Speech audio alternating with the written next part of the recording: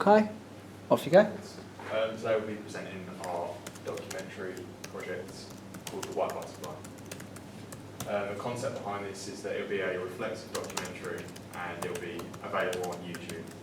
And we'll use a multi-cam setup focusing on the production of the documentary, as well as focusing around the hauntings based at the Civic Theatre in Chelmsford. We have connections to people that work there, and hopefully we'll be gathering information and interviews from those people. We'll aim it both at people that are fans of paranormal activity and have an interest in it, as well as non-believers, as the whole documentary will be based around the presenter's view of not believing in ghosts, trying to be persuaded to believe in ghosts by people that do believe in ghosts.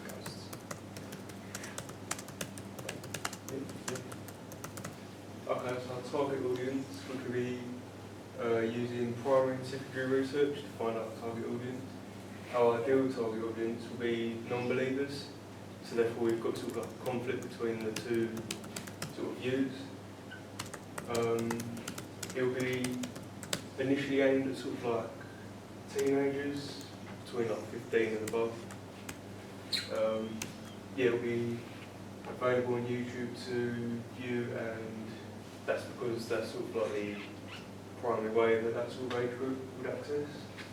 Therefore it's easily accessible, and through the use of historical research, then yeah, it would sort of like interest more of the mature audience. Yes. In terms of influences and styles, we decided to do a reflexive documentary, like Tom said earlier, because of we find it quite an interesting mode to watch, and I think it would also really cover quite a lot of ideas that we have, and we believe it is the best mode for the ideas we have. We got influenced by documentarians such as Louis Theroux and Nick Broomfield. And we've seen how they go around with their reflective documentaries, and we believe that we can pull it off quite well. We've already started gathering footage of us contacting certain people, certain contacts that work at Civic Theatre, and we've already arranged interviews with people who actually are related to the said believed ghost that is haunting the Civic Theatre. Yeah, so we'll approach it by just highlighting all the kind of production throughout the whole thing, and be focusing around the narrator's point of view, mainly by just kind of showing what they believe throughout the whole thing, and as well as doing that, we're going to be showing interviews of people that do believe in the ghosts. We've got contact Nick Wheatley, who allegedly is the brother of the said ghost at the Civic Theatre. We'll be trying to get a lot of information from him, as he is a strong believer of ghosting, that he believes his brother is one. Whilst the point of view which the presenter will be that he's very on the fence, doesn't really believe in the existence of ghosts because he hasn't witnessed anything. And it will just be progression throughout of showing what he believes in and how it can change by having one biased view of not believing in ghosts, and then another biased view of people that do believe in ghosts. And through that, we think we'll make it quite an objective view by showing two opposing views throughout the whole thing. Hopefully, by the end, though, it might become one set view, which is the belief in ghosts. But we'll see how it goes as we progress, see how it unfolds.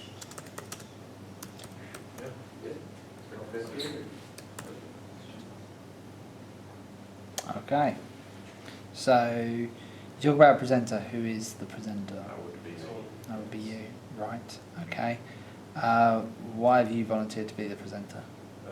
seeing that I think I've got quite a strong view that I haven't witnessed anything of ghosts or hauntings. I've heard a lot of stories based around them, but I'm a person that believes that if I haven't seen it, I can't believe in it. Or if I haven't witnessed something, then how am I supposed to know about it? I haven't seen any real evidence. Okay. So it's hard to show that. We've got set roles that Ollie is cinematographer, Charlie's editor, and I'll be producing and directing it as well as, yeah, we'll be producing, but the sound production as well, I'll be focusing around because I'll be going around as a presenter as well as holding. So you go for like the Nick Broomfield style. Yeah, Yeah. definitely. You'll have the microphone Yes, and that. exactly. Yeah. Right. Yeah. Good. Okay. Okay. You've kind of given me examples of reflexive documentary presenters and examples that way. Why is reflexive best for this particular ghost story? What are you hoping to convey to your audience by going reflexive, particularly considering you only have 2 to 3 minutes Yeah. as a production?